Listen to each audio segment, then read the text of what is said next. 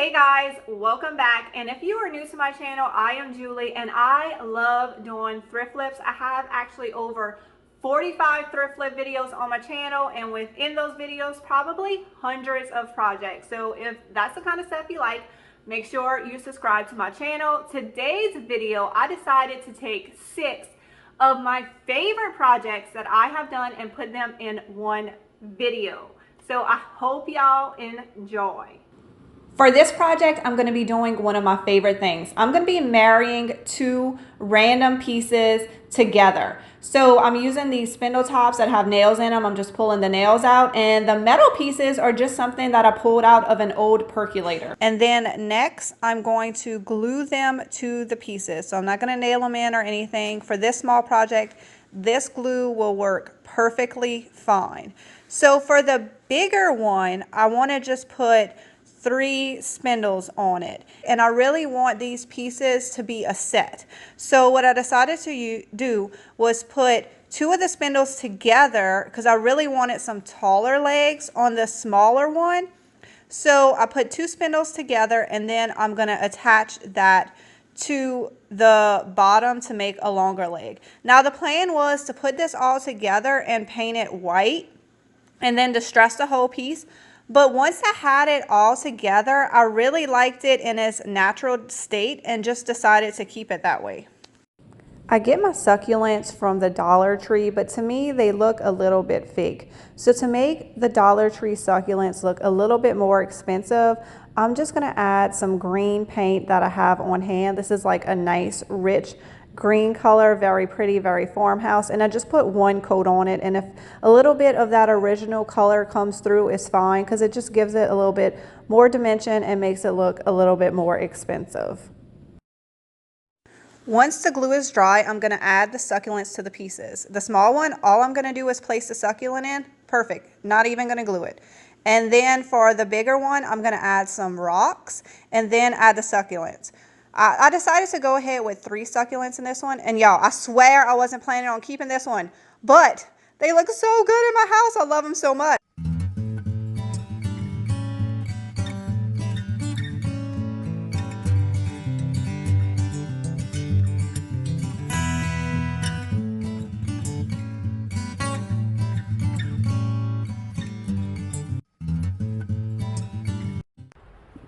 I use old Cypress for all my breadboards, but you can use whatever type of wood you have available. And like this one is full of nails and just awesomeness. And I'm gonna leave that because I feel like that pairs so well with the chippiness going on in the spindle.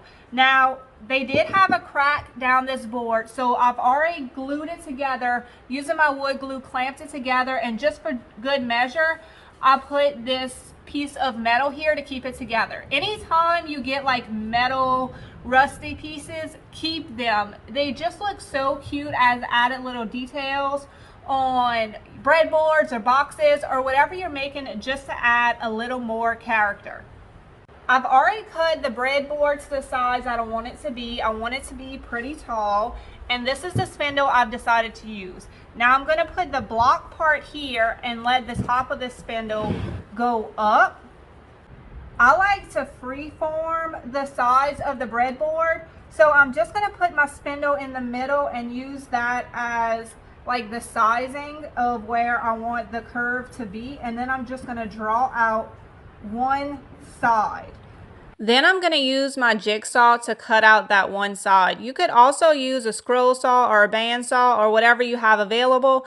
I just don't have those types of tools yet, so I just use my jigsaw and I use a smooth wood cutting blade. Now you're going to take the cut off side, flip it over, and use that to trace the other side. For me, this is the best way to get a very symmetrical piece.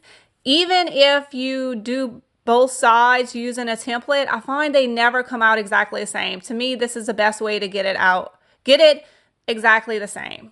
Now I want to take the spindle to my table saw to cut up some of this square part, and this will help to put the 2 pieces securely together.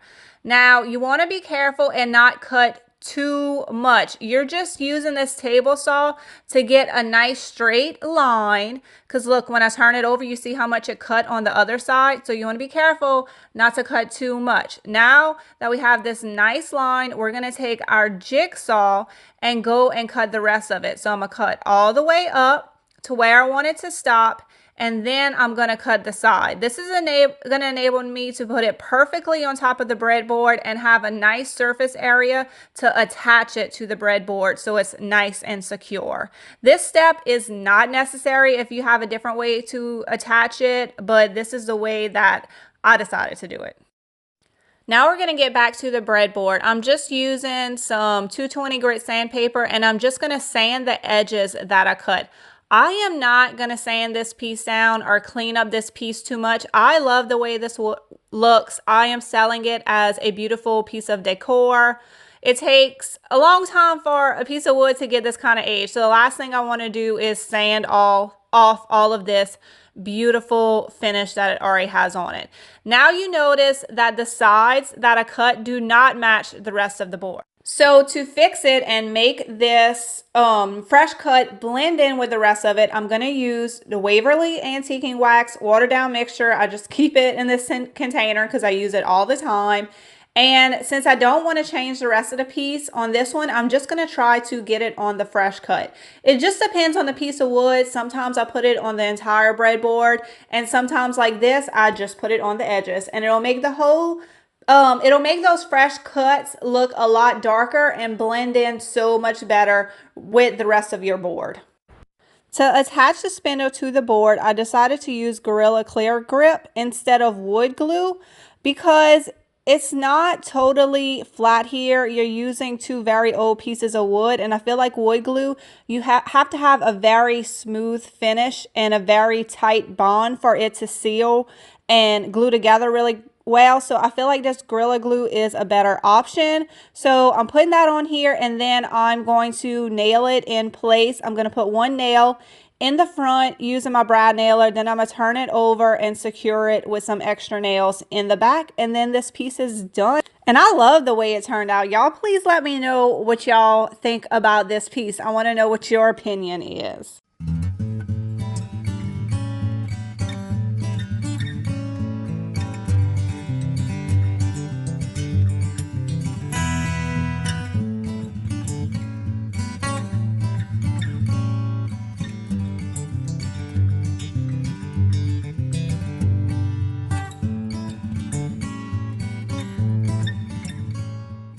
We're going to do a very quick, easy project with this tarnished silver tray that I purchased from the thrift store that was missing its glass dish.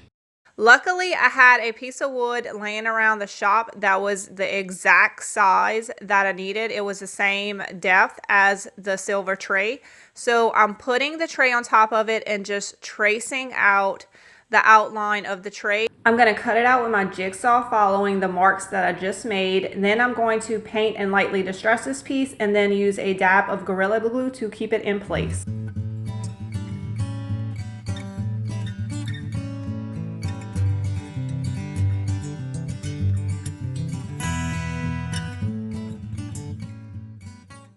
I am interrupting this video to tell y'all the winners of the IOD Sprig stamp giveaway that I did in my last thrift flip video. So the winners are Toby Parks and Susan Sub.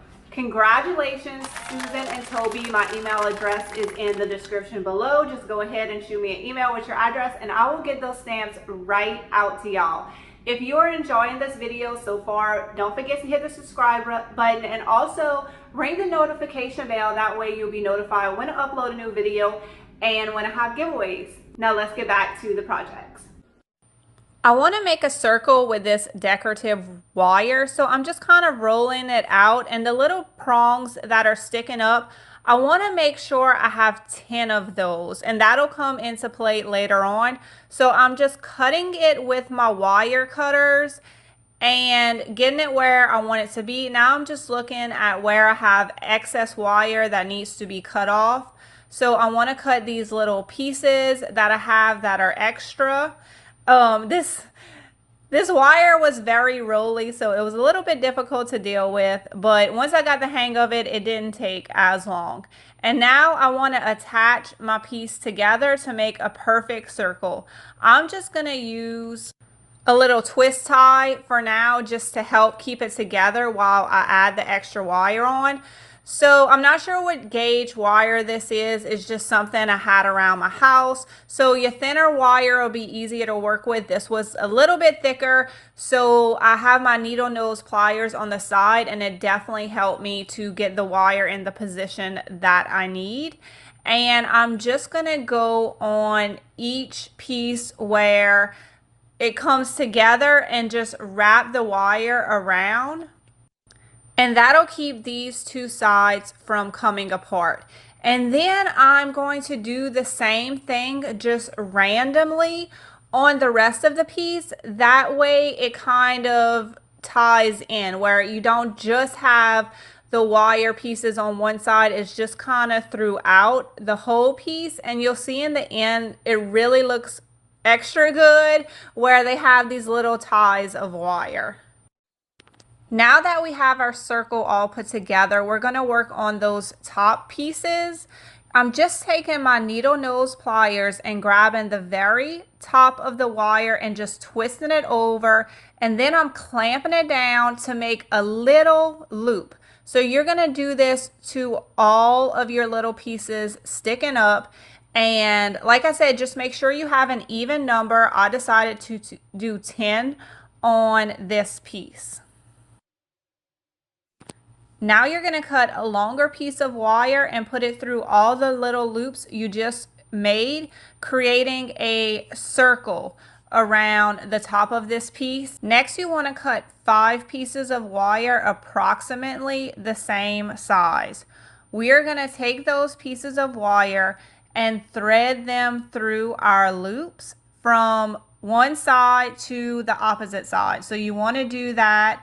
That's why you have 5. So you're going to put 1 piece of wire through 2 hoops that are on the opposite side of each other. Y'all understand what I'm saying? And then I'm going to take that twist tie again and just tie the middle together just to keep it in place while I do this next step. We're going to go back and permanently secure it with a wire at the end, but just for this step, so everything's still movable, I just want to use a twist tie.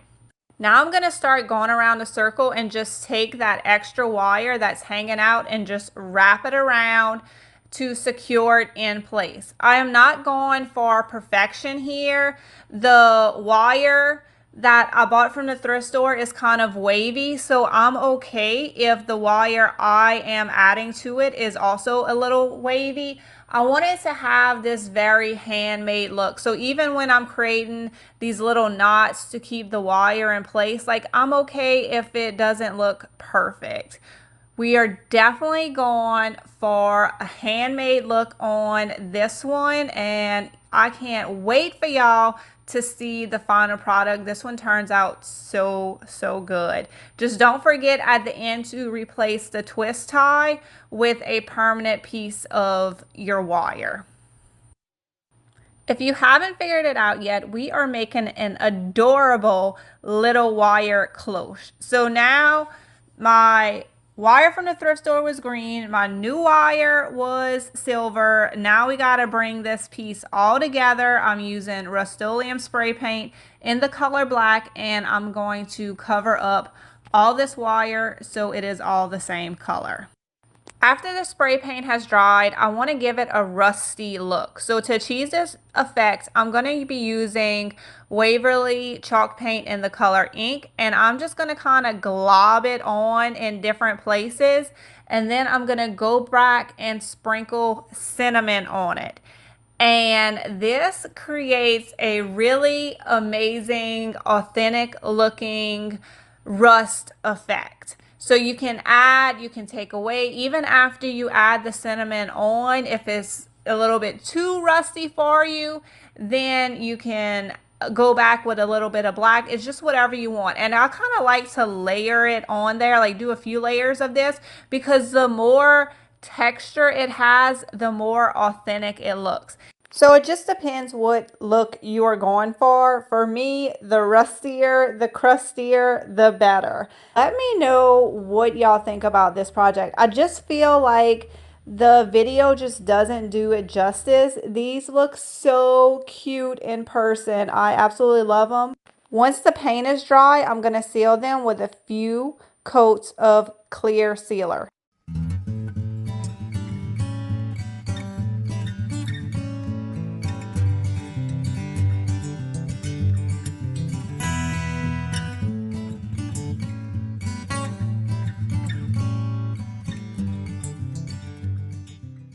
So for this project, I cut out a piece of drop cloth that was a little bit bigger than this 13 by 10 cardstock. And I'm going to use this spray adhesive on the cardstock, and I'm going to adhere it to the drop cloth. Now, I've done this before also to create mats. I have a little 5-minute video about how I created these pictures in my room. If you want to watch that, I just love drop cloth used as a background anytime. So the reason I am gluing it to the drop cloth is because I want this one to be a little bit stiffer. So you're just going to push it down and make sure it's adhered to the cardstock. And then we're going to turn all the edges over and just hot glue them. Next, I'm going to use this ribbon that I purchased from Hobby Lobby. It's a very similar color to the drop cloth, which is exactly the look that I wanted.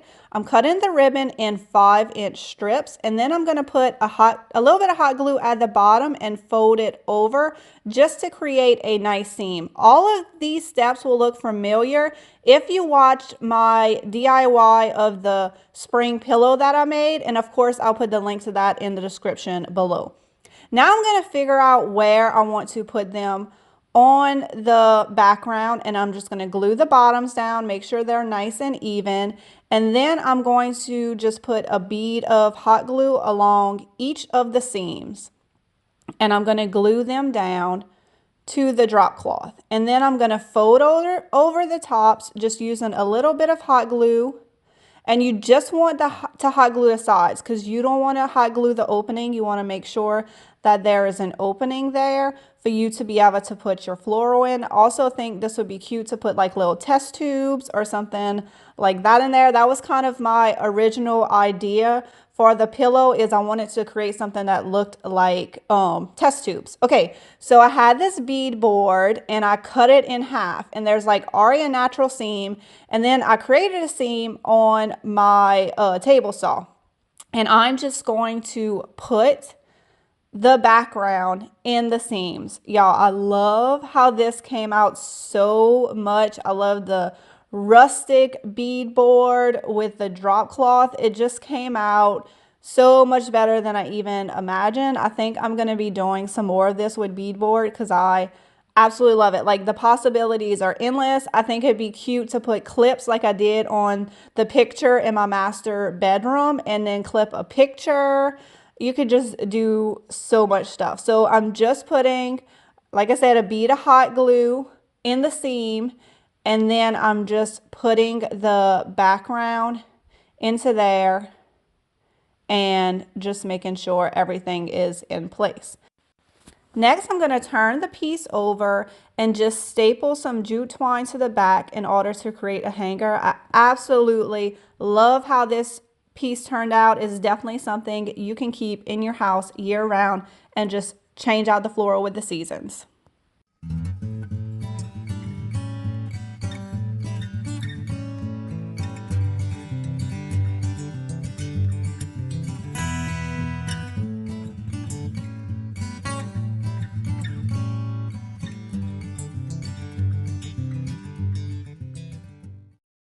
I purchased this adorable basket for the thrift store for probably a couple bucks, and I'm going to turn it into something amazing. So I'm going to put rocks in it, and I put a paper bag in it to keep the foam from going out of the woven texture of the basket, because this is a expanding foam, and the rocks is to keep this piece heavy. So you want to do several layers of foam. So you want to put a little bit of foam, let it dry for about 20 minutes, and then put another layer of foam. Do not fill up your basket all at once with the foam. And then when you get to the top, you want to use a spoon just to spread out your foam. That way it is nice and even on your top layer as it dries. And you want to let it dry for a couple hours before you move on to the next step. I've already cut up all my floral that I'm going to be using on this piece, and now I want to make this foam look like dirt. So I'm going to be using this chalk paint in the color truffle, but any kind of brown paint that you have that looks like dirt will work. So basically what we did was we made our own foam insert for this basket. You can use the foam inserts, you know, that you can get at Dollar Tree or Walmart or any of your craft stores. The problem is when you have a huge container like this big basket, it would take a ton of foam, and these foam spray cans are only $3.50 at your local hardware store or Walmart. So it's definitely a big money saver when you are trying to fill a big container like this. And you know I am all about getting a very expensive look for less. Once my brown paint has dried, I'm just going to take an X-Acto knife and cut off the remaining part of the plastic bag. I highly recommend using the plastic bag. That way, if this project doesn't work out, you haven't ruined your container. Or if you want to do something different later on with your container, it is easy to remove by just pulling it out because that plastic basket is in between your foam and your container. Now we are ready to start putting our greenery in. I'm using these very amazing pieces of lavender that Walmart carried this year, and that is why I put the rocks in the basket, because I knew that I was using this very tall greenery and I did not want it to be top heavy. And I like letting my foam dry for only a couple hours before adding the greenery instead of all night, because the foam isn't fully dry when I'm sticking the greenery in, but once it is fully dry after 24 hours, it has really grabbed onto that greenery and it's not going to come out. So I chose lavender for this basket and it turned out amazing, but this will definitely work for any other floral that you decide to use. This was a great seller for me in spring, but now I think I need to come out with some fall and Christmas ideas inspired by this project.